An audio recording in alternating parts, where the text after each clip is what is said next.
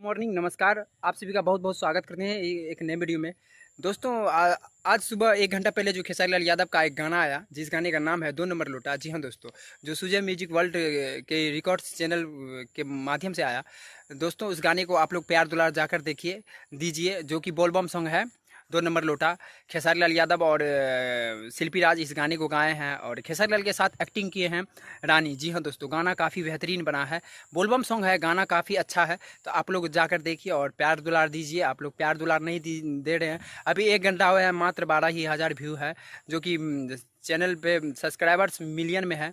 तो दोस्तों प्यार दुलार दीजिए गाने को जाकर और शेयर वेयर कीजिए, लाइक कीजिए, ताकि गाने को 1 नंबर ट्रेंडिंग में अभी से लेके शाम तक आप सभी को मौका है, गाने को 1 नंबर ट्रेंडिंग में लाइए। बस यही कहना चाहता हूँ दोस्तों। आप सभी को एक बात और बता दूं कि खेसारी लाल यादव का सैड सॉन्ग, लोकगीत, देवी गीत बहुत जल्द आप सभी के बीच रिलीज किया जाएगा। तब तक के लिए मिलते हैं एक नए वीडियो के साथ। तब तक के लिए जय हिंद, जय भारत।